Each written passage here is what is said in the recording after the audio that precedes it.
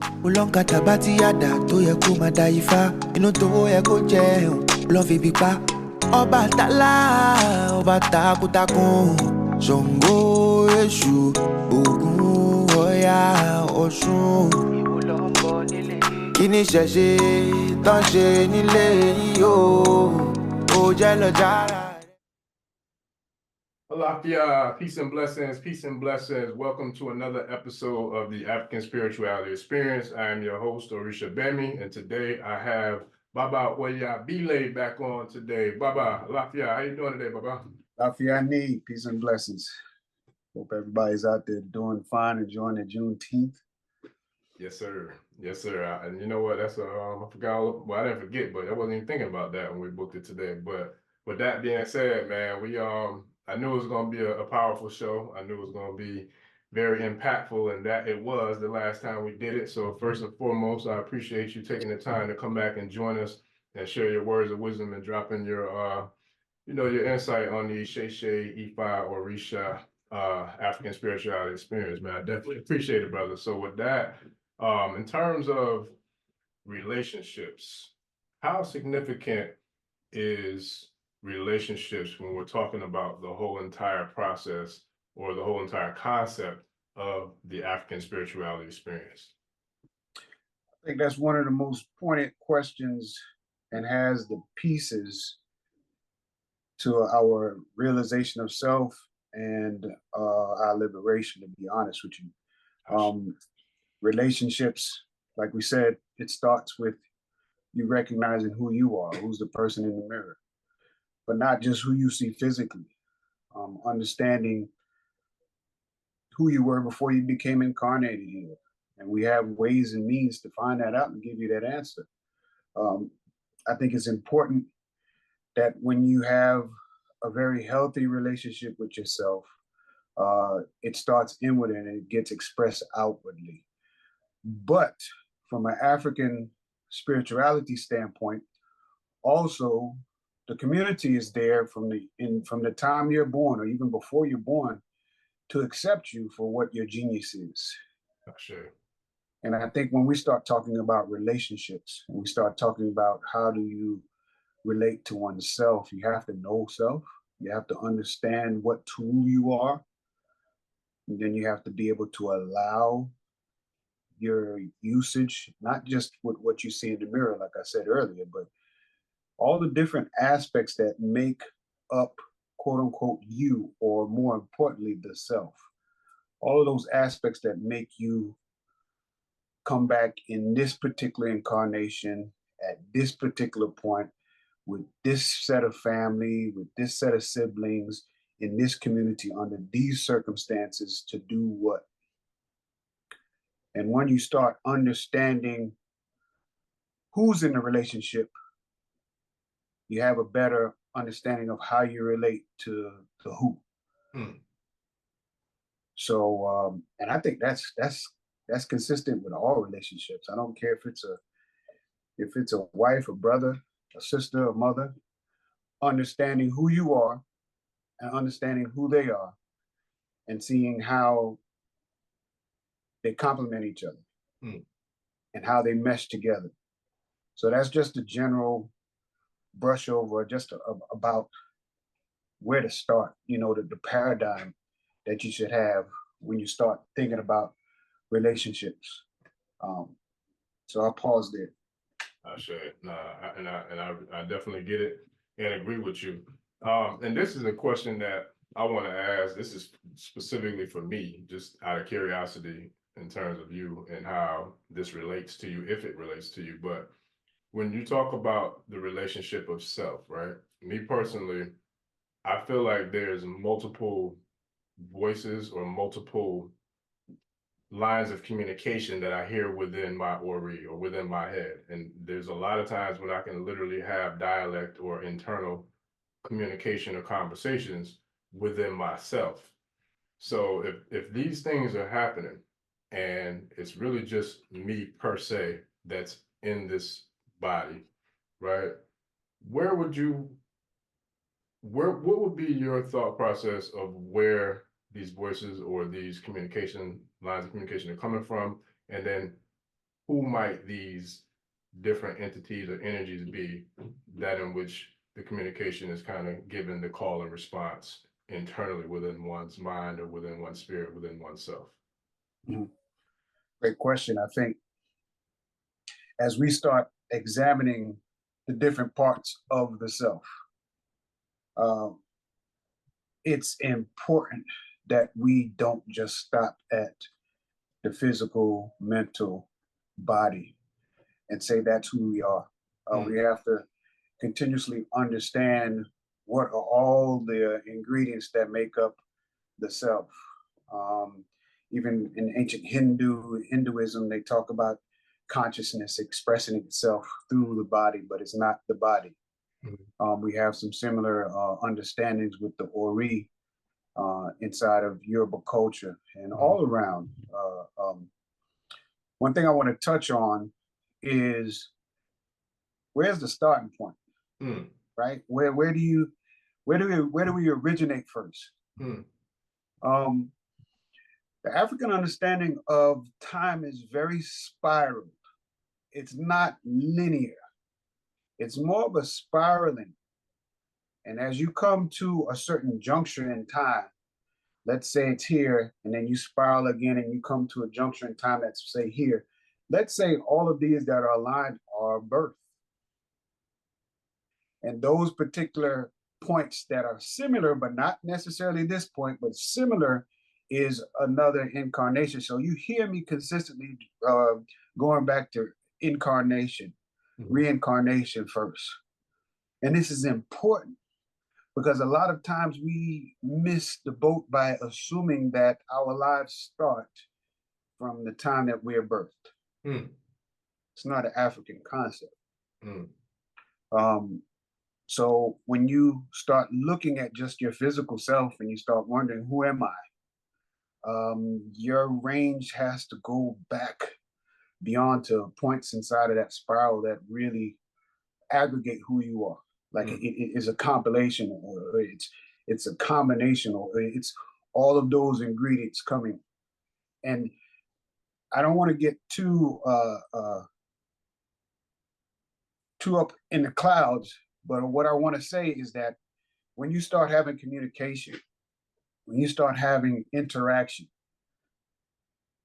and you have to ask yourself, am I first and foremost here alone? African mindset, in most cases, you're never alone. And so when we started talking about in our last session about the Ori, we started talking about ancestors, and we started talking about other worldly beings that manifest or augment your existence or assist you in your existence. The person you see in the mirror may not be the only thing that you are. So if all of these different components make up who you could possibly be, may not be the same for everybody, but if all these spiritual components, physical components, genetic components that make up who you are, then we got to do a little bit of studying. We got to go back and start looking at some of the circumstances around our birth, start looking at some of the genetic encodements inside of our gene pool. Like, what kind of family was I born into? Was I born into a bunch of addicts? And if so, what am I here to exhaust? What collective path am I here to exhaust for the sake of improving that hold? And I'm just using that addiction as a type of collective a hurdle that you've been born into in order to be able to say, okay, I understand that for generations upon generations, we've had this issue with addiction. And since we've had this issue with addiction, I'm coming to incarnate in this lifetime to first overcome that, then be about the business of improving either my situation or those around me. Now, when you have that understanding that you come from a collective, and inside of Yoruba culture, there's this egbe, but there's an egbe Orun, and there's this understanding that there's this collective that you come from. So as you look at yourself in the mirror and you think that that's who you're looking at, if you knew enough about your past genetic profile, for example, you'll see that that nose that you're looking at is the exact same nose as your great grandfather. You'll see that the eyes that you're looking through in order to see yourself is your great grandmother, or eons and eons ago, a certain level of genetic profile, right? So now I understand that, hey, my genetic profile says that I'm incarnated, but I have some history inside of it. And if you have certain physical looks, then that must mean that you have certain mental attributes that you'll probably be pretty good at. People, scientists talk about the intelligence of children, the intelligence of newborn babies. Okay, where does this intelligence come from? How can a baby know where its mother's teats are in order to get the milk? How does it happen that when a child is birthed inside of water, it won't automatically inhale the water? It knows how to interact with that water right away. Where are these sources of information coming from? You also look into certain cultures, and there's a person inside of childhood psychology that's doing a lot of work at the University of Virginia. I can't think of his name. But he talks about how many children before the age of 7 have a remembering of either a previous life or either have a connection with other worldly beings, or they have a recollection of actual events that are so accurate that they can go back and they can research these events and they can find out that who we see as this child is something else. But after 7, there's all of this acclimation and things that happen with the child that get them to a point to where that no longer is apparent inside of their identity and who they are. So I gave a long answer to say that we have a lot of moving parts that make up us, that make up self, that makes up who I see in the mirror. And it would be a huge mistake if we thought that it was just what we saw in the mirror. Our 5-sensical interaction with that person we saw in the mirror. Right? Even when I give thanks to my ancestors, because I know that I am my ancestors. And when I see myself in the mirror, I see my ancestors. Right? And I can go and I can find pictures, and easily they can say, oh yeah, see, you got your father's head, and you got the shape of your great grandfather's chin. Genetically, that has been expressed. So it would not surprise me if spiritually there's some other parts in me. Spiritually, there's some things that are accessible to those who are already close to me. Now that might spook some people out. And this is why it's important to start working on these relationships, to say, oh, I have something inside of me that I don't know of. And this is why it's important to start working on these relationships with spirit. Having open conversation to spirit about what it is that you're allowing at this moment and what it is that you're not. You remember the movie The 5 Heartbeats when Red he said I was from 9 to 5 after he's hanging the brother out the window. Some people who are very spiritually sensitive may have to set those parameters. Empathic people may have to set those parameters, especially when you go into spaces that are highly charged with energy, spiritual energy. You have to be able to protect yourself, and you have a crew, a whole gang of ancestors, allied spirits, beings that are here from other dimensions, waiting for your beckoning and call to protect you. But fear, lust, and all those other quote unquote deadly sins diverts them from coming to your light. Mm. Human weaknesses. I'll pause there because it's important that when we continue to be of the world, but not just in it, we start doing certain things that that detaches us from our spiritual expression of what we're here to do and what we're here to express and what type of tool we are. And if we are a tool, you know, who's going to be handling the tool or what is going to be handling the tool. These are very important things to establish first before you start talking about, well, how do I interact from a relationship standpoint? Mm. Yeah, listen, it's about 3-4 different routes I can go with the follow-up question. I'm trying to think of which one is going to be the most impactful, but there's so many different aspects of that answer that I want to tap into, but for the sake of time, I'm going to kind of keep it short and try to come up with the top 3 in my head. But there's a lot of alignment and a lot of synergies and a lot of paths that are crossed and intertwined and interweaved into what you just said. So when I think about your answer, in my mind, I could hear all these different thoughts and these different ideas of where do I want to go next? Because one of the things that one of the places I wanted to go was the connection with water and how significant water or even OT is in terms of the spirit.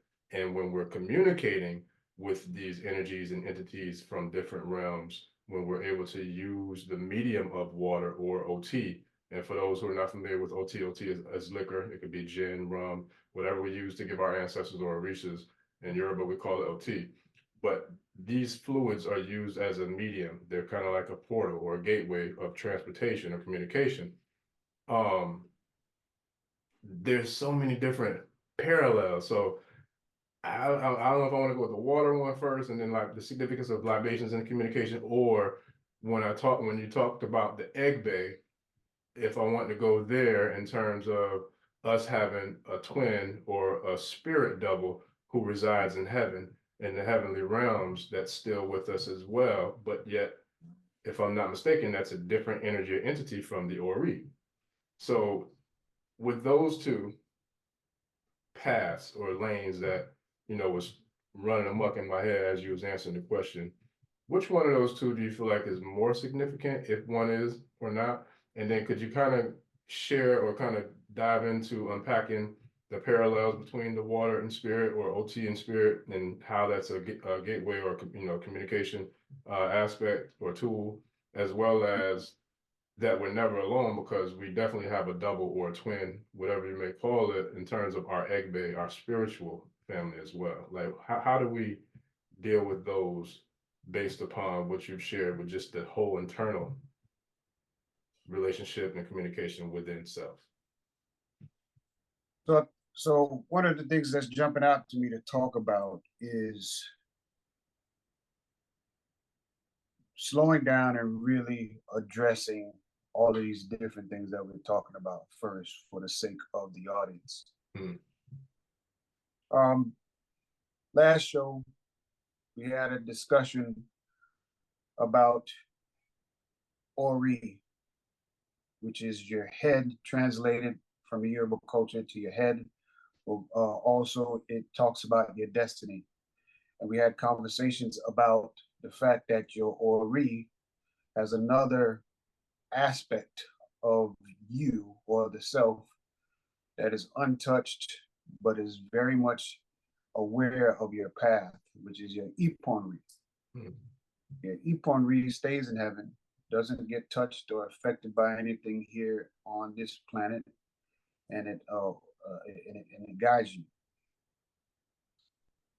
Also inside of that, and I'll kind of divert from saying which one is most important.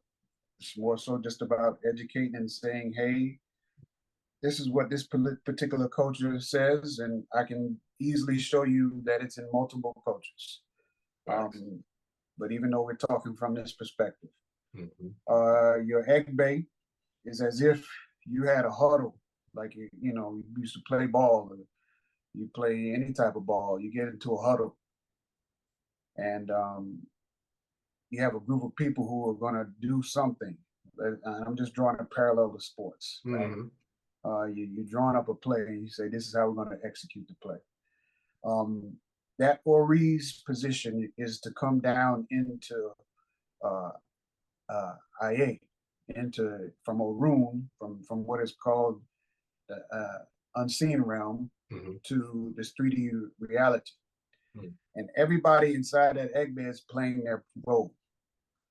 One of them, and this is just a crude example, but one of them may be in charge of sending information to you. The other one may be in charge of receiving information.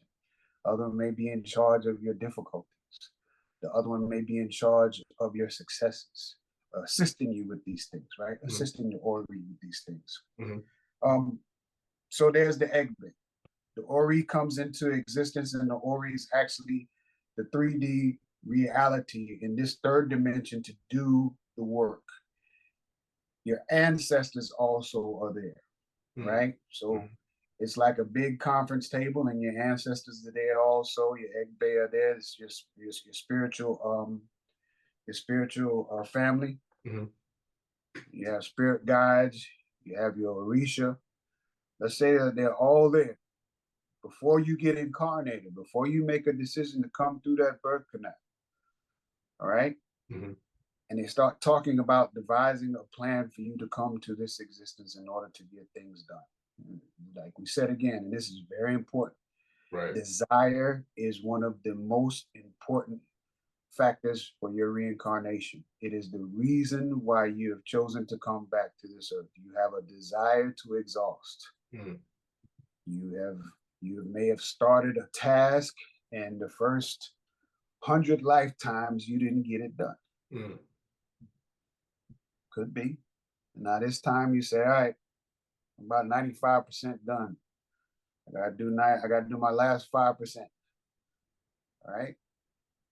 And so that Ori is what actually manifests itself and comes to this planet. But the Ori goes through the birth canal. And when it goes through the birth canal, it actually forgets a lot of what it was coming here to do. The whole conference room setting that you just came from, and all of the other entities and energies that are there to help you on your trip.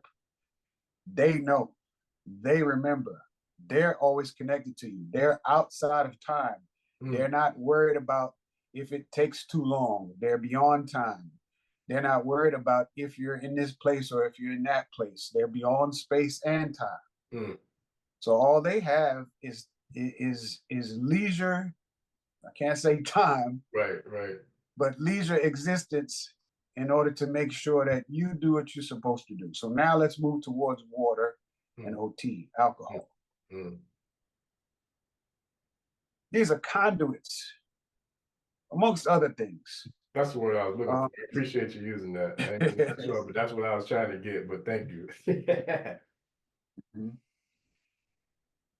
These are ways of expression of this reality.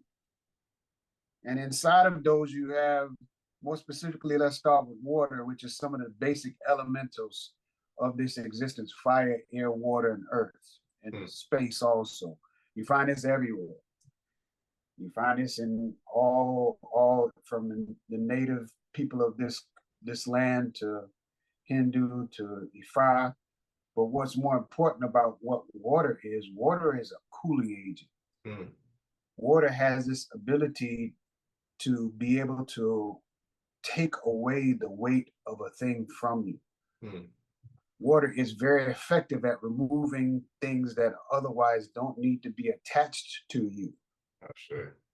It's just like being able to take a shower. Showers are very effective, but you always got to do them because you're always collecting dirt. Imagine if that's your spirit. So now we will start talking about water. We're talking about this ability to remove something, to detach something. But that's only some of the aspects of water. Water also has an aspect of this sensitivity of your emotions. There's 70% water. Water has a great memory. All right, you can go see the work that they did with this Japanese scientist called Dr. Emoto. I think it's pretty popular now. Dr. Emoto put sound to water, put words to water. He put intentions to water, and some of the water he didn't put intentions to. And some of the water he ignored, and some of the waters that he cursed and played different types of music towards. And then he froze the water and took a picture of the molecular structure of it. And what you ended up seeing is a certain symmetry that the water carried from the intentions or the words or the content of the words that were either labeled, that was heard by the water, that was expressed by the water. So now you start thinking about us being 70 to 80% water, and how these things actually play a role in realigning us.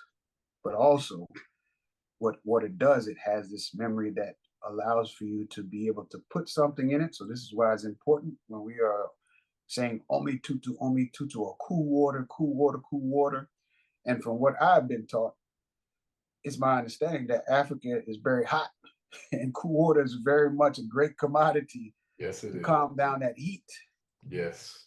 Right. And one of the things that we have to understand about our physical selves is that when we have any anguish, anger, frustration, or grief, or pain, that gets expressed inside our physical body as heat. When I go back home to Belize, one of the first things that the root man does, he gives me a pack of herbs to take away the heat out of me before he starts cleansing my system. Wow. Water has this ability to be able to reduce the level of heat that's inside of you. Now, does fire have a purpose? Of course, but we're just talking about water right now. And then you kept talking about water and spirit, and it reminded me of my other teacher, who has a book that speaks specifically about it. It's called Of the Water and Spirit. I definitely encourage anyone to take a look at that book by Melodoma Patrice Somé. Rest in power. It's important to understand the ritualistic use of water, right? So as we pour water out, as we pour water into a plant, as we drink water, one of the things I did with my athletes, as you know, I'm a former coach, is we would put intentions on our water. You know, that's one of the things that we would do. I would tell them to, you know, either get a piece of paper or write with a silver marker some intentions on your bottle, and they would do it, and it would be something that I believe needs to be tested. But just from the outside and from my internal use, you see what exactly allows for that water to activate within you when you label it to do such. So water listens very well. Water understands your intentions very well. And water goes out and it does what you ask of it. This is important. So when we pour out libations for our ancestors, it's important to know that this waterway allows for those messages to reach back to that source. And all we have to do is acknowledge the team that's already sitting in front of us. Just sitting right there in front of us, just waiting to get activated. Put me in, coach. Yes, sir. What you need me to do? I say. You know? So I'll pause there. I'll pause there. No, it's funny because I listen, I had to go ahead and get that. I literally got the book because I didn't want to forget. I don't know if it was you or somebody else told me about that book too. So I was like, you know what? That's spirit telling me you need to get that book. So I went and jumped on it with my little free credit. But which book? The Water of Spirit. Yeah. Because I wanted that. Yeah, I had a free Amazon credit, so I literally just bought it. I was trying to look it up to make sure I reminded myself, but when I saw the credit, I went ahead and got it. But that's a very, very powerful response, because the study that you're talking about, I remember when I first saw it, it's almost surreal. And I might have to see if I can find it on YouTube and even share that link for people to actually visualize and see this, because when you see the way the water looks as it's crystallized and you see the frequency in which it started to crystallize where it froze at, It's extremely powerful. And that took me from where I was gonna go after that question to where I'm gonna pivot and go, because I feel like this is something I think can be extremely beneficial as well for the listeners. So with that power that we have in water within. Real quick, just in case anyone wants to pause the video and reference, it's Dr. Emoto. That's IMOTO. You can find it. You can find it on YouTube easily. Mm-hmm. Yeah, I've seen it. I've definitely seen it. It's powerful. Excuse me. So with that, and knowing that we can really do some very, very powerful things with just water itself, how would you recommend someone who's dealing with mental health, someone who's dealing with emotional distress, someone who's dealing with maybe financial distress or familial distress, or any type of adversity that's kind of being extremely overwhelming or extremely challenging to deal with? Because there's a lot of that going on now, and particularly our youth, but even people of all ages are dealing with a lot of challenges in terms of mental health, or in terms of emotional health, or in terms of physical and financial health, spiritual health. So how can we use the power of prayer and combine that with the power of water, and then activate the power of both to help us to be able to overcome these challenges and some of this adversity that we are facing? Sure. What I want to do is go towards the elements more specifically. Mm. The elements contribute to creation. You have creation myths. You have even science that talks about the different stages of creation, all the way from Egypt to Dogon. They're very particular, and in most cases, water and or fire are some of the first elementals. Even when we start talking about Obatala coming down this chain, it was a vastness of water. Maybe not the type of water that we think it is today, but it was a vastness of something that was watery like. And when you start talking about the elements, they have a lot of characteristics that are deeply embedded in almost every and anything that we read about or look into.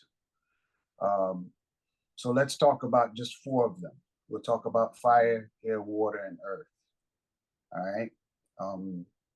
The Chinese, the Dagara, they have different elements that they add into there, but we'll just talk about those. Because what we're talking about, and I don't want anyone to think that we're still not talking about Orisha when we start talking about these elements, because they're forces of nature, and these are forces of nature that we're talking about. Sure. All right. And you may have particular Orisha that are specific to one, or a mixture of 2, or a compilation of more than just those 2. But we're still talking about Orisha. We're still talking about Luau. We're still talking about the elements, right? We have some expressions of it internally and externally. So let's go with fire, air, water, and earth. If I remember your question correctly, you started talking about these trying times existing inside of this life. Mm-hmm. How do we use these elements in this case? Well, let's start talking about some of the characteristics of these different elements, these different 4 elements. So you have fire. Fire is understood to be a very aggressive, intuitive, intuitive expression, but fire is very masculine also. Mm-hmm. Fire consumes, but it transforms things very quickly, right? But it takes things back to its source. So if you understand the molecular structure of almost everything, is carbon based. We're all carbon based. So when you burn that wood with the fire, it gets charcoal. That charcoal is close to what the existence of the original backbone of what it is carbon, right? And that's what you get from fire. Mm-hmm. So fire has this way of transforming you, right? Just bear with me. Then there's water. As we talked about, water has this very good cooling agent. It has this ability to cleanse. It has this ability to calm. It's very emotive or emotional type of correspondence to who you are. All right. When we start talking about Yemoja, we start talking about Olokun. We're going to Big Mama, and we're going to this deity called Olokun to deal with some of the deep recesses, the things that are deeply affecting us, right? Our psychological issues. Water is feminine, if I didn't say it already. Then you have air. Now, air has this ability for clarity, right? Air has this ability for clear thinking. Air, it has this, some of its characteristics is it holds vibration, so therefore you can communicate through air, right? Air has this ability to also allow for you to think clearly, all right? And we're going to get into how we use all of these. Then we have earth. Earth is about groundedness. It's about being at home. It's about having an identity because you have home, all right? But also, earth has this ability to regenerate abundance over and over and over again. So earth is very feminine in that case, right? Now you got different cosmologies with different aspects of earth that may be masculine too, but just for the sake of what we're talking about, these four elements, earth has this ability to be able to give you abundance and keep on giving it to you. Okay? But it also has an ability to keep you grounded. Earth is really another type of mother rather than Yemoja. Earth is this ability to allow anyone to walk on it, whether you're good, bad, or indifferent. Earth still is there on a consistent basis to allow for you to stand on it, to spit on it, or to sleep on it. It is consistent. Right. In some cases, we live in Florida too, so ground might move on us. But Yeah, we don't get into that or volcanoes, anything like that. We got a lot going on when it comes to that. So now, how do I interact with these? How do I interact with these, especially when I have issues? All right. It is understood that fire has this ability to give you a certain level of concentration and focus, but it's also connected to your ancestors. All right. Water has this ability to give you a certain level of calm. Air has a certain level of mental capacity to it and communication and effective communication. And earth has this groundedness. So what I suggest that if you're having any issues with thinking something out or really confused about what you should do about a thing, find some of the highest points of elevation that you can find anywhere and allow that air or Batala to help you to cool and think through things. Or Batala is in where? The mountains, right? Sure, yeah. Okay, so the mountain has really nothing else around it at the peak except for air. And the air is cleaner up there. And even in my personal experience, when I go to the mountains, I have profound dreams, profound thoughts, and I'm clear. Just being there in the mountain. Every time slows down, energy, right? Like it's powerful. It's powerful. So hey, I ain't got a lot of money. I can't go up to the mountains. I live in Florida. We flatland. You find the highest elevation. If you can't find the highest elevation, do what you did as a child. Go climb up in that tree when you get upset. Find somewhere high to be able to think clearer before you make your decision or before you react. If I have any emotional issues, I'm going to the water. I'm going to the water. I'm going to listen to Big Mama talk to me. You know, we call it Yemoja in Yoruba, but you don't have to understand the cosmology or the collection of deities in Yoruba to know how important it is for you to go just chill by water when you're very emotional. To really quiet down your mind, to listen to the waves give you counsel. No other thought, just listen to the waves give you counsel. All right, then you start looking at earth. This has become popular here in these days where people are grounding themselves. Our ancestors always had their shoes off. um, but being able to actually feel the earth and understanding that the rubber in your sneakers are disconnecting you from that network of healing that is in the earth. Being able to just go walk on a nature trail barefooted. Don't even walk. Just go put yourself up against a tree. Just go chill. And you start talking about this magical healing process that's involved. So when you start talking about anything that's decaying within the body, just being in front of that tree or with that tree or around that tree, or having your feet inside of real soil, there's an entire network of healing going on between the trees up underneath the ground, and you become a beneficiary of that when you interact with that. Now, don't go out there and interrupt the space. In nature, you really don't have to say too much of anything. It's a magical place. Allow for nature to be a classroom. Okay. And I think I talked about fire, but let me be more specific about fire.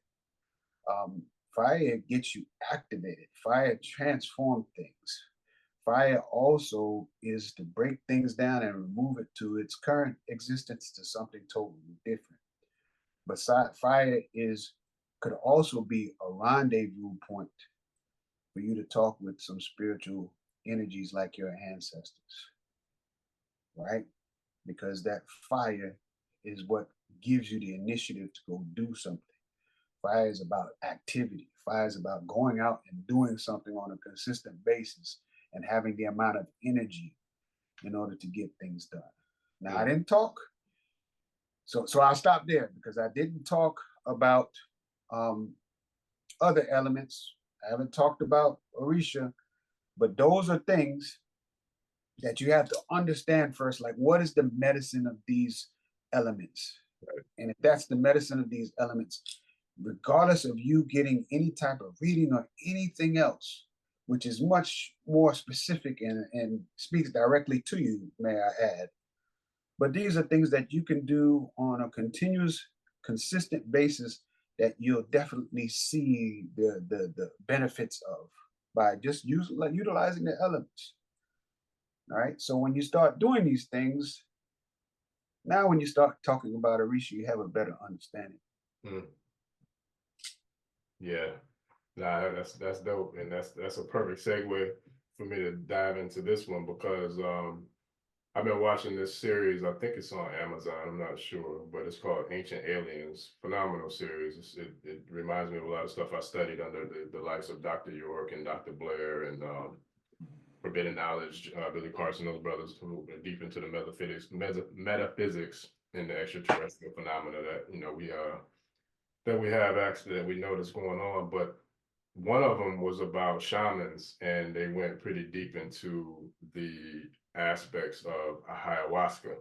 And if I'm not mistaken, when you and I met years ago, I believe, God bless Sister Parrish for bringing us together, but I think we were in the process of working on a collaborative effort to bring people, to some of these sacred places to do healing and to do retreats and to get in tune with nature, as well as, especially for the brothers, to start taking advantage of these properties that you're speaking on. But you can't make a ayahuasca if you don't have two essential elements, which is, well, I should say three, but two of them are related: the barks of trees, sacred plants and herbs, which was cyan, and then of course water.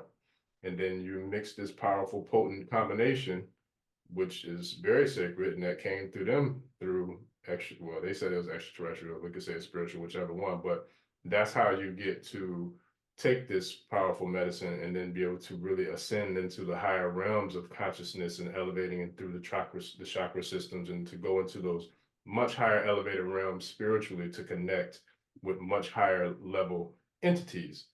So everybody doesn't have the ability to go to Costa Rica or some of the places where ayahuasca is administered, but we do have access to plants, we have access to trees, we have access to water.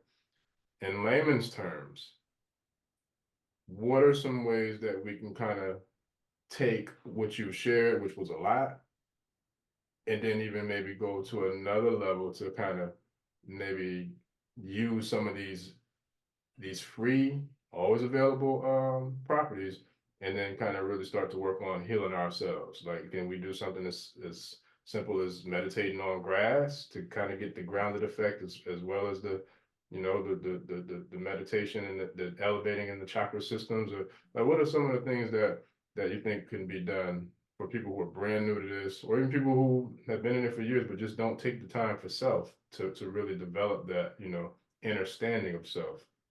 Yeah. So one of the things that jumps out to me first for a lot of people is how much muck they have to get out of their spiritual, mental, and physical system. Mm, This is so important. facts. Being able to cleanse and remove things that otherwise you're looking for outward sources to remove are so important. Um, so I would suggest that being able to just cleanse yourself, whether it be with water, whether it be with herbs, whether it be with the nasty castor oil that I used to have to drink, cleanse yourself. Why? Because there's a certain intelligence in each cell of your body. Mm, Your cells are different planets and existences in and of themselves. And I don't want to be all far right. left or right field, but we have to understand that there are different dimensions of existence within ourselves, just Facts. within ourselves. The heart does what it does. The foot does what it does. Um, Air does what it does. You know, as far as the lungs are concerned. And so,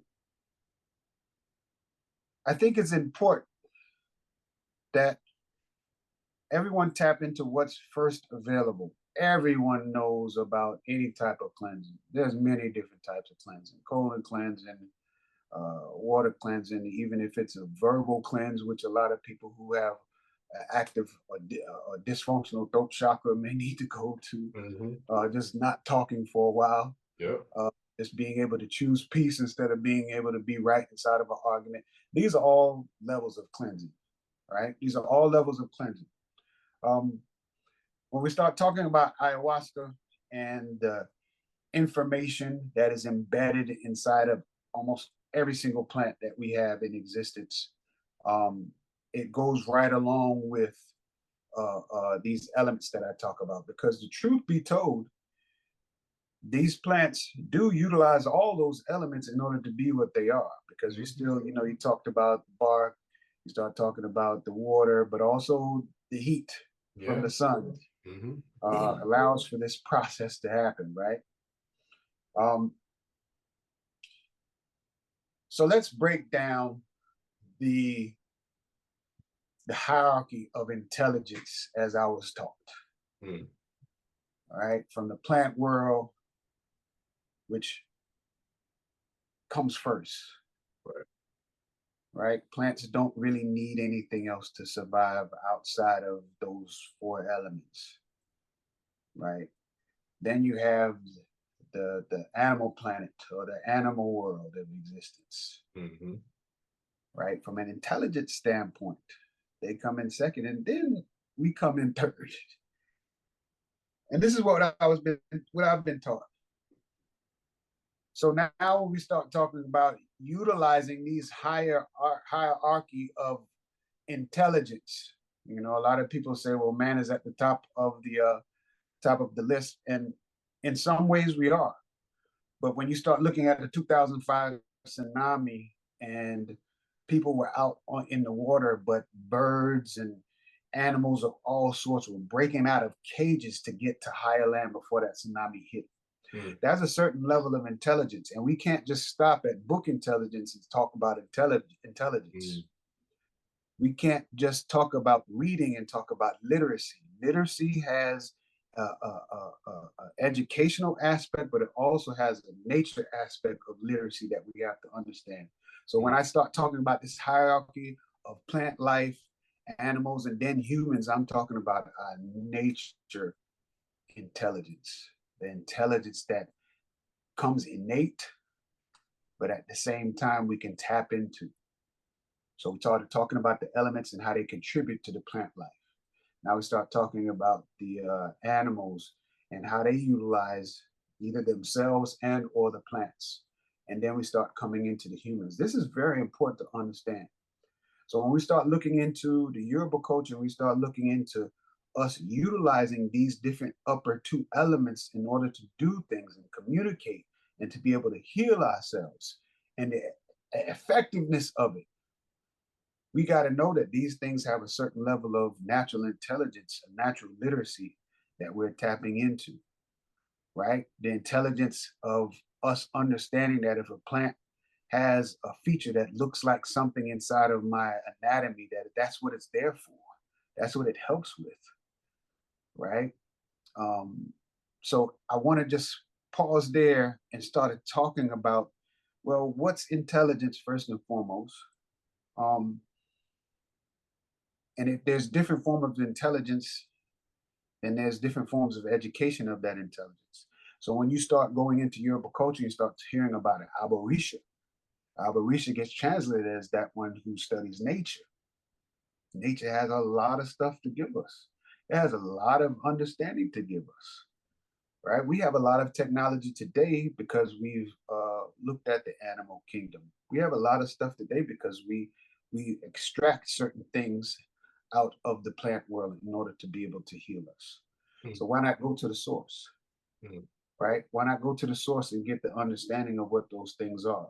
So now when you start talking about what ayahuasca is, you start having this intelligence of a thing that people who were very indigenous, who didn't have microscopes, were able to tap into the intelligence of the ayahuasca in order to start you. And this is important, to start you on a spiritual path. Ayahuasca was used to open up an eyesight that you otherwise have underdeveloped, but you don't go back and continue to use it over and over and over again. This is where addiction comes into play. And when you have a hypersensitive, overstimulated environment like the one we live in today, addiction falls in front of you very easily and is very easily attached to you because you're distracted and you're not clear, you're not cleansed, and you don't have an understanding that this is just an opening up of the way. This is just to allow for you to see the possibilities of what your inner sight can give you. So these are important. These are important as the way to open up in order for you to continue to walk. Meditation is important. Cleansing your system is important. Movement is important. Your sleeping hygiene is very important. And it's hard for a lot of people to fall asleep because we live, like I said, we live in a very overstimulated society and we don't have the tools to calm ourselves. We don't have the tools to calm ourselves before we lay down. We don't have the stages of understanding that even when the sun goes down, there are certain things that I cannot do anymore in order to prepare myself. All right. All of these things are what continuously have to be examined, fine-tuned for our level of interaction with our reality and understanding how we interact with these intelligences. Intelligentsia, is that what it's called, plural? We'll be able to understand how that interacts with us on a general basis, but really on a personal level also. So it's important to pay attention. And I just finished having to write something on taboos inside of our Yoruba handbook for our Ile. And my section was taboos. So this is kind of fresh in the forefront of my mind, that as we start talking about what it is that you're supposed to go towards and what it is you're supposed to stay away from, taboos are very powerful because the intelligence that you get from Ifa is trying to keep you on your path, not allowing for you to be distracted. And a lot of times we get distracted, whether it be a relationship, whether it be with this not making this type of money, whether it be with family. We got to ask ourselves, why did we choose this incarnation under these circumstances? Am I built for it? Yes. Can I get past it? Yes. But sometimes you got to pause.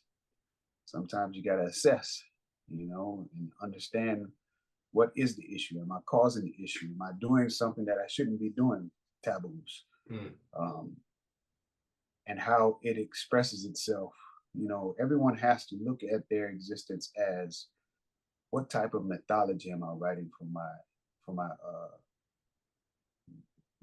children to listen to understand. So I'll pause there. I say, yeah, nah, I got mad.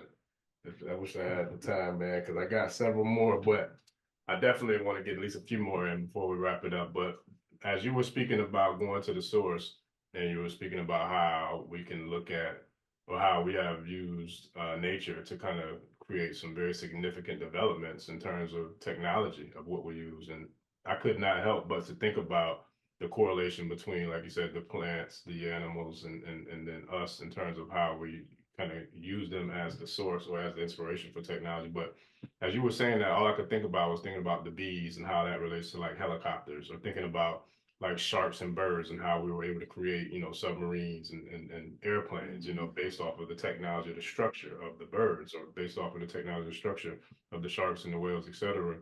But then I started thinking about how you were saying also with the plants. And if you think about how in ancient Kemet, the pineal gland is extremely significant when we're talking about intelligences, right? And then the pineal gland, it looks exactly like a pine cone. And then there's another one I cannot, hopefully you remember, but I cannot think of the goddess, the deity, but she holds a plant, like a leaf of a plant on, it's like on a stick or like a pin or something. And it's very significant. I cannot think of the name of her or that doggone plant. I almost want to say it's the lotus flower, but I'm not sure. I think it might be something different. But anywho, that all is extremely powerful when you talk about what we do have access to in order to kind of do what you were saying in terms of the cleanses. Hell, just the shower alone for me, I get some of my best thoughts and ideas almost every night when I take a shower. And it's like, and I'm not going in there and with any intention. Like I'm just going to, take a shower, but it's like so many different thoughts come through my mind, and so many different ideas are, kind of just generate or populate or manifest. I'm like, oh, okay, when I get out, I gotta write this down, or I gotta, take note of this, or do this, do that. So it's there. I think it's about us being obedient and then having or making the time to take time with self, and then to be able to kind of harness and develop that communication within self. And I had a brother on here, Shango Ni, last week. We had a really good conversation about Ori, and then like the Ifa Odu for the year, and how that relates to Ori, and how it relates to health, and so many different things that we have to take note of going into this year. But when it comes to health and cleansing and clarity, what would you say are the top 3 areas or aspects in our lives that we should focus on to be able to develop, to be able to develop the ability to elevate, and the ability to, have longevity and vitality, and to be strong and, vibrant in terms of our health? Like what are 3 of the top 3, I think, areas that we need to work on, and that we should work on in order to kind of operate, at our highest optimal potential? I'll give the real short and bland answer: mind, body, and spirit to start off with, but I want to speak about why I use that. You asked a question that anybody who's watching this video knows the answer to. They just don't know how to get there. The fact that they've even took their time out, I don't know how long we've been going, to get to this point, says that they're working on themselves in order to be able to get through to another side of themselves that they know is there, but they just aren't sure how to get there. Then there's others who might be looking at it just for academic purposes, critiquing purposes, et cetera, et cetera. But there's a majority, I think, that already have a certain knowing. So let me tell you a quick story. I went and took one of my best friend's dogs out for a walk one day, and he wasn't really acting right. And every single time we went to a different plant, a specific plant, he would go and sniff all these plants, and he would continue to chew on his plant, right? And then we go and walk a little bit more, and he would continue to chew on the same type of plant at a different location around the block. And then before we got into the house, the dog started vomiting up, and something came out of him. And he knew that there was something that was inside of him that wasn't supposed to be there. And he started wagging his tail and started being good, like, let's go back inside now. Let's go. That dog is not overly bombarded with thought, ideas, worrying about what people think. He's not just scrolling all day.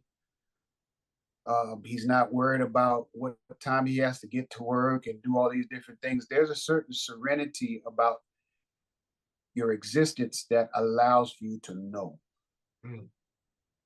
Now, I just finished naming things that otherwise you have to consider inside of this society. This is why you must get a reading to understand what it is that you're here to do. This is why it's important to understand Ori, to understand what are you here to get done. Because Ifa tells us that you could be very good at something, but not as great as you can be in doing what your destiny states. A lot of us have been embedded into a culture that doesn't have enough information to tell us what it is that we are. And because we have what psychologists call this cognitive dissonance, where you know it's supposed to be something, but you're still going this way, but your spirit tells you to go this way. And that friction causes all of these issues that we have. Whether it's the obesity, whether it's mental issues, whether it's anger, whether it's consistent relationship problems, whether it's a disease of any sort.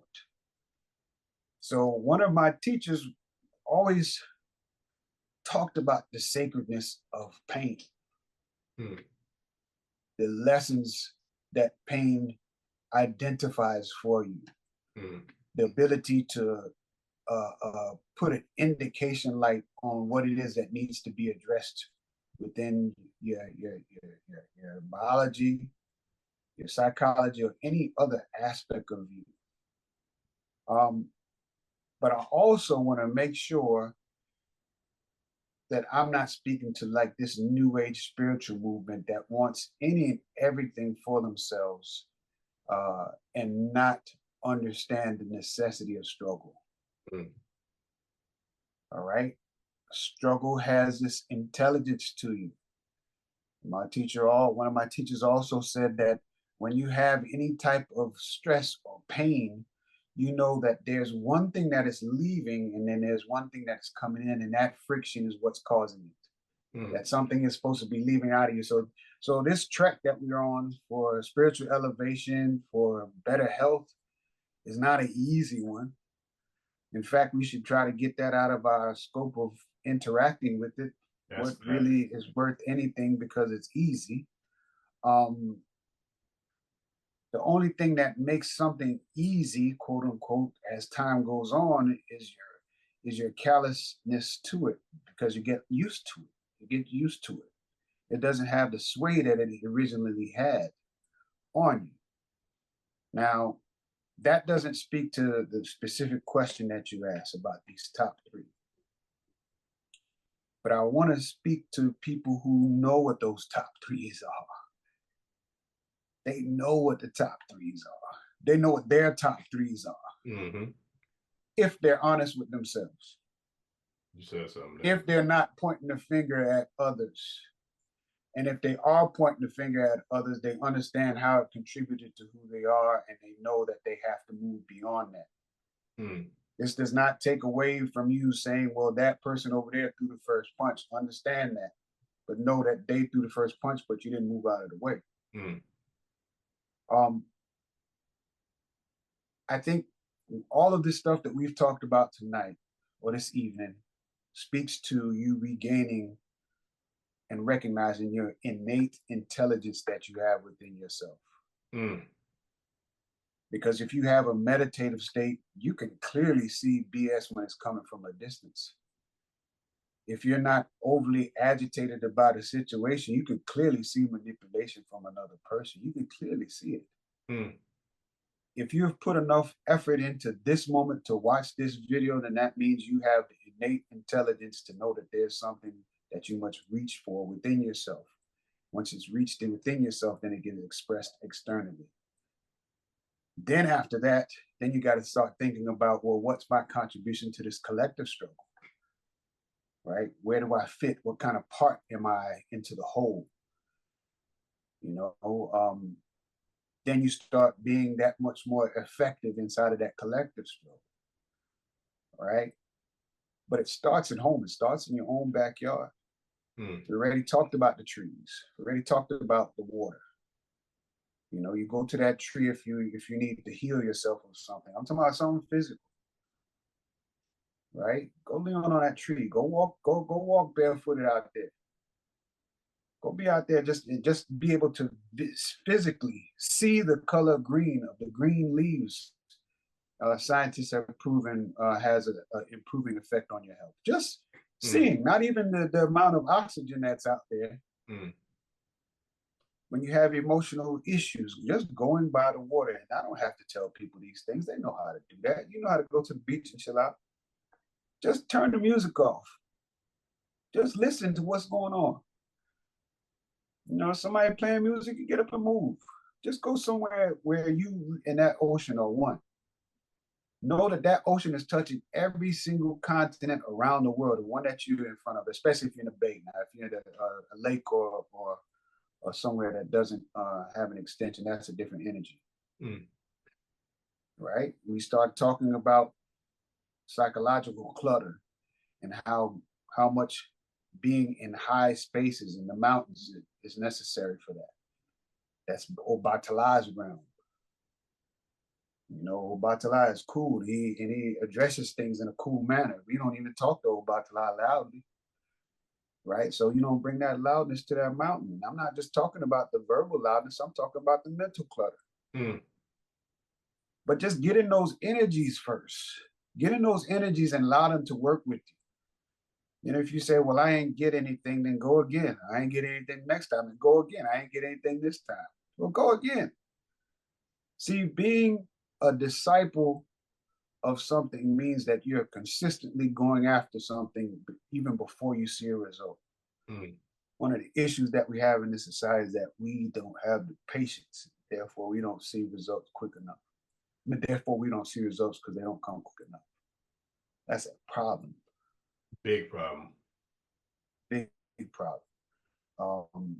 We can't even watch videos more than 15 seconds nowadays. People get mad Right? because of videos on Amazon, like or Netflix. They don't have the premium. You know, I'm like, we have no choice but to watch commercials back in the day before we had this streaming platform. And then and that's a whole nother Pandora's box. And then you talk about the BBLs, and now you got men doing it. Listen, that's a whole nother. That's a panel discussion right there, for real, man. Yeah. But yeah, Yeah, as, we Go ahead. no, go ahead, go I'm ahead. sorry. No, I was gonna say, as No, always, powerful discussion. I got one more, but you go first. Let's have one more question if you got time that I wanted to ask. After, sure. what was you gonna say though? No, I just talk about we got to study different societies and what it means when the masculine and feminine energies start interfolding on themselves. Mm. Let's go look at different societies. Yeah. When things aren't as defined, just go look and study different societies. And I'll leave it at that because that's a whole nother talk show. Right, I got you. Nah, I'll tell you what, man. It was one of the last couple answers that you shared. You talked about how pain has a way of developing intelligence, and it struck me, and it struck several chords within me, because I'm gonna use myself as a key point, and also a celebrity that people can relate to. But I want to use these to try to help to instill some sort of belief or some sort of faith that it is possible to be able to overcome not just pain, but adversity. So I'll use myself a couple weeks ago playing football at the Bembe on the beach and pulled that hammy first play of the game. But both of us are athletes, so I'm used to playing through pain. I don't like it, but I'm a competitor. I love to win more so than I like to be in pain, or I'll accept the pain. Like the win means more to me than to let the pain put me on the sideline. So if I could do it, I'm gonna do it. And it reminded me of the time when Kobe tore his Achilles and the man went to the free throw line and shot his free throw and hit it before he went back to the locker room with a torn Achilles. So you talk about another level of that, and that's why they coined them the Mamba mentality. You talk about a whole nother level of intelligence to be able to really configure your mind to know that all that pain is happening, but I'm still going to do what I have to do to try my best to help my team win, right? Yeah. So one of the things that I see a lot, and a lot of people of all ages, all races, all colors, creeds, etc., is the inability to overcome pain that has been inflicted, whether it's internally, emotionally, or it could be so many different aspects of how pain is inflicted. But with us knowing that there's an ability and a way for us to kind of suppress the pain to be able to overachieve or to be able just to achieve getting over, getting past it, how would you recommend for us to be able to tap into that readily available intelligence that's there to be able to overcome trauma? And if you can, on an individual basis and then on a collective basis, because trauma is extremely, extremely, extremely, it could be detrimental in terms of relationships. So being that we're, the whole topic of the show was relationships, how would you recommend on an individual and a collective level as to how we can tap into that higher intelligence to be able to overcome trauma, to not let it be baggage to carry, hold us down and keep us from elevating and going higher and pushing to go further? So that's a very loaded question. I'm gonna try to break it down as best as I can. First, let's talk about pain before we go to trauma. I don't think pain needs to be suppressed, but I just want to say something real quick about what pain is. Pain is a signal. Pain is magnified and translated by the brain.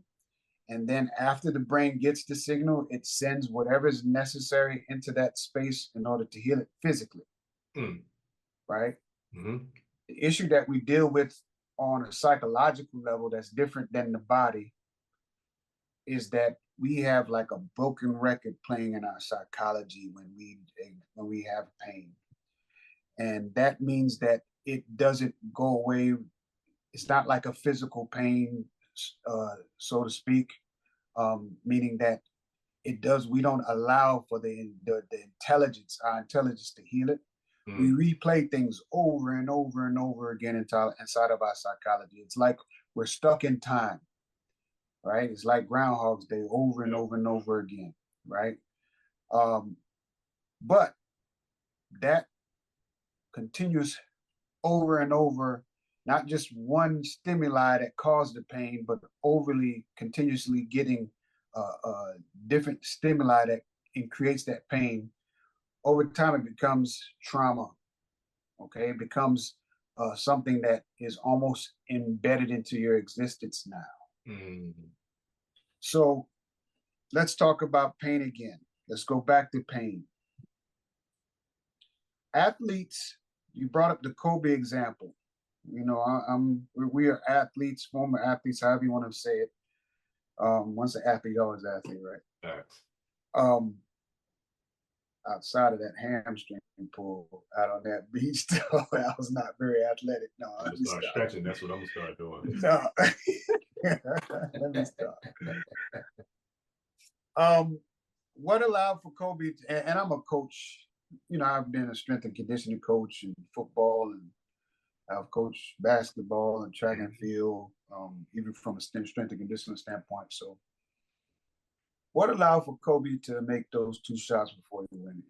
The thing that happens is that athletes are able to compartmentalize things very effectively by repetition and understanding on a triage of what's most important at this moment.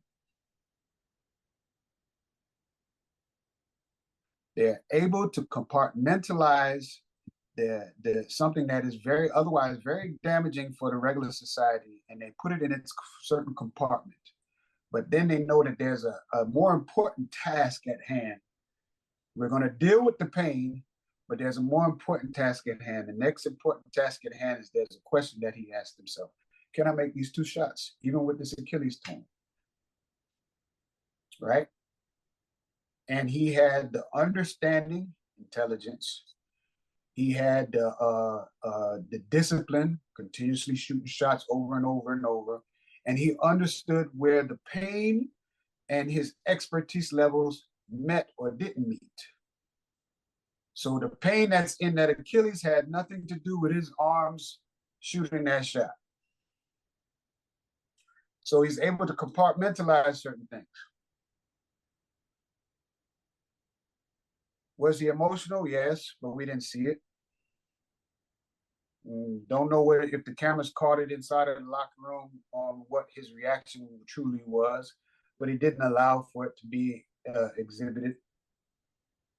He still did the work, but at the same time, he went and got healed. He still did the work that was necessary for the moment, but he went and got healed. And once he got healed of the pain, he went out and did more work. All right? This is important to understand, because what we run into collectively, we have to understand that we're not here to struggle just for the sport of it. We're here to struggle for results. We're here to make points with our struggle. We're here to make those 2 foul shots with the torn Achilles. And when the moment allows for us to, we need to shut it down. We need to go heal, and we need to come and regenerate ourselves again. We got to be disciplined to do this, just like an athlete is disciplined to know how to interact with shooting a shot or being able to maneuver with what I'm supposed to do. Does this pain stop what I'm supposed to do? This does not mean that you just push through it. You have to make an assessment. But you have to have a certain level of intelligence, and you got to know your body. You got to know your skill level. You got to know who you are in order to be able to say, this injury does not cause this part of my body or this other part of my existence to not be able to do what it does.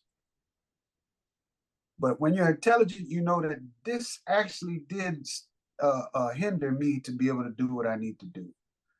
And if that's the case, then you stop having this this complex of being this savior complex, I say, and you say, you know what? Collectively, I need your help because I can't do this by myself. I can tell, and especially if you're disciplined enough about a thing, you say, I know how to do that thing over there that y'all are doing, but I can't physically do it. But if you have the physical strength to do the thing, and I have the knowledge to do the thing, just let me explain to you how you do that thing, and we'll do it more effective. And the other person has to be able to listen clearly, hear exactly what you say, and they be able to do what you do. That's exactly what our ancestors are here to do. They do not have the physical expression, but they have the eyes to see and the knowledge to know what it is that needs to be done. You have the physical expression. You may not always be able to see the forest from the trees. And this is why you start tapping into your ancestors and those spirit guides and intelligence in order to get some things done. It's a collective effort. It has to be a collective effort. It can't be you by yourself. Kobe did not win not one championship with just him against the other 5 people. It was a collective effort. So we start talking about trauma. We have to address what has caused it. We have to remove what is the reoccurring pain that we have that creates the trauma. But we have to be able to depend on each other. But our community of self, goes beyond what we see in the mirror. So therefore, we have to be able to interact with others with that understanding. We have to interact with ourselves with a very good and focused and loving relationship with ourselves. But we have to allow that to be this stage for our intelligence to guide us. Now, our intelligence goes beyond just what you read in the book. Mm. Our intelligence goes beyond just what it is that what your degree says. Mm. It can contribute, but there's other levels of literacy that we have to understand when we start talking about indigenous science and indigenous understanding of interaction with the planet, with spirit, and with ourselves. Mm. I wish I had my little mic, but I just pick it up and just drop it like. Just like Yes, sir. that was dope. That was a mic drop, man. I'm gonna tell you, you really could have when you said what you said about the ability to compartmentalize. That within itself to me was like, yep, I like, yep, yeah, he did it. But then to put everything else in there, like that was phenomenal, man. I feel like because I always try to ask questions. A lot of them I don't have the answers to, and some of them I do, but I like to hear other people's perspectives because it can always help me to learn and grow. But I always come into these shows with the intention to ask questions that I know people out there need answers to, but also questions that will be answered in a way that it's an emphatic, not just answer, but you're giving a solution. And I think with you, how you just answered that, it was phenomenal because there's no reason why anybody can't take those principles, those values, interests, and principles and apply them to any situation in life. And just by doing that, you should be able to create some sense of success with chipping away at whatever adversity, trauma, whatever, stress, whatever the case may be. It don't happen overnight. Some situations might, some might not. But if you take those principles and apply them, there's no way you can't figure out a way to be successful with overcoming whatever those adversities and challenges are. Taking it and applying it. There's Sure. no way you can sit and watch a YouTube and get to these places. Sure. The application has to be applied through as many aspects of your life as necessary or that you can cope with at the time. And then once you deal with it and you see your hiccup, you deal with the hiccup, you don't run away from it. But then you start doing it over and over and over in a disciplined manner to where you become a master of it. Kobe was a master of what he did because he was repetitious about it. The spiritual game is the same thing. You gotta be repetitious about it. You gotta be able to go do things that otherwise makes you uncomfortable, because those are the ways that you master this whole thing. So what you're saying is so important. Like we gotta do. We gotta do. At the end of the day, if you hear whatever this is that you get out of this thing, the next thing is to go do. Come back and listen to it again if you need to, but then you gotta go do it. And then life has a way of embedding inside of you who you are and how it is that you interact with phenomena, right? So we didn't talk about a reading. We're talking about life has a way of showing you who you truly are. A reading just cuts through all of the BS to get you there, but life will show you. Oh yeah. And if you don't get it this time around, you'll get it next time. Yeah, because life be life. Life be life, brother. For all of us, that's real. But nah, man, listen, that was as I expected, another powerful conversation. I mean, like I said, if I had the time, I could do it all day because I love it. And then the feedback has been amazing. So for everybody who's watching, I really appreciate the love and support and the feedback. But more so, I got to give a shout out to you and every single guest that's been on here, because everybody's been on here has been doing their thing.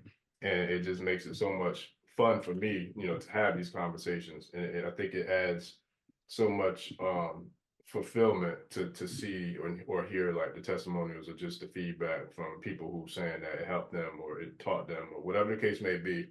That's what it's for. And that's the communal aspect of, doing our part in terms of who we are, with a vast majority, if not all the guests have been on here as a healer, at the highest level. and some in different phases and different levels. But I feel like they've all been healers.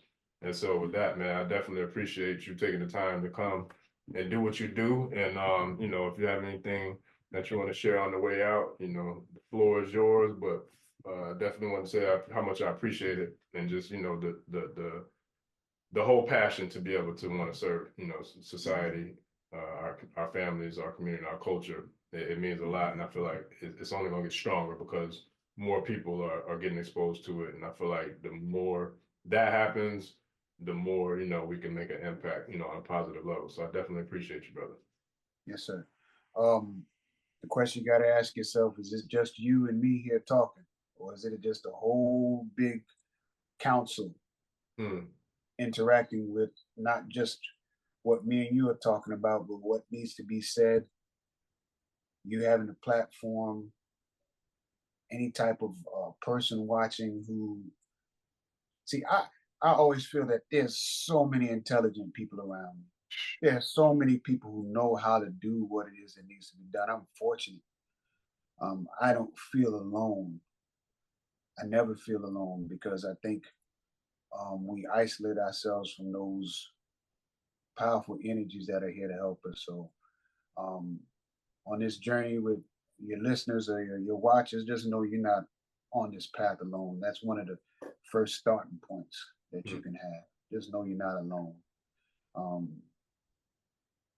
Yeah, I'll leave it there, my brother. Like I said, I appreciate you creating a platform. And this is something that you pushed me out to do, because I've been finding every excuse not to get on these TV. I don't do too much YouTube and everything else, but I keep on getting tapped on the shoulder and say I got to do more of it. So I appreciate you giving me the avenue to spew out what at least my angle of things are. So I appreciate that. So it's an honor and pleasure. I'm gonna tell you straight up, bro. I'm just being obedient, because boy, when I tell you, I be getting them. And I think I said it in our very first one we had on air. I got tapped one good time, man. I ain't trying to learn that lesson again. So when they speak, it's like Debo, I be listening. Because I don't want none of the problems. So yeah. So people got to know we're doing this because we have to do it. Yeah, that's facts. Because this is much, like you said, it's much higher powers and energies and entities that's saying that, yeah, you need to do that. So I don't have the stripes to try to challenge them, and I'm not going to. But nah, I appreciate it. And in closing, especially with today being Juneteenth, I definitely love how you incorporated the ancestors and us not being alone. And I'll say this quote that we've all heard hundreds of thousands of times, but if we stand tall, it's because we stand on the shoulders of our ancestors. And I give thanks and mudakwe to your ancestors for creating the path for you to be here, as well as mine for creating the path and the opportunity to speak through me. Because when I wanted to do something with Isheshe and Orisha and Ifa and all these things that we've been blessed to be taught by our elders, I didn't know how to do it. I didn't have a name. I didn't know, how that was going to come about. And I couldn't make it about Orisha Gbemi, because you can't create a community or, a strong movement behind something that's based off of individuals. So when you say the listeners, it's not my listeners, it's our listeners, because people are showing up to hear, from you just as much as they are from me and every other guest. And Spirit gave me the name Ashe, African Spirituality Experience, with it being an acronym. And I'm truly grateful for that, because I didn't know what to call it on my own, but it just came, and you know how Spirit works. So I give thanks, for all of that. I give thanks for all the guests, and I give thanks for all the listeners. So I definitely appreciate you, brother, and I can't wait till we do it again, man, for sure. Shay. All right, ladies and gentlemen, this has been another episode of the African Spirituality Experience. I am your host, Orisha Gbemi. Shout out to Oyabile, as well as everybody else who's been a guest on the platform. I look forward to doing it again. Please like, share, subscribe, and I'll see y'all on the next episode. We out. Peace. Peace. Ẹni tó gbàgbé ilé sàpò ìyàpọ̀ tẹ́ǹtì ẹni takísà ní tàtàn bó bá padà sílé anítìjàkọ ẹja lọ pé eégún mo ṣe ní gbẹ́rẹ́ ìpàkọ́. Forsake not your ancestors and pray.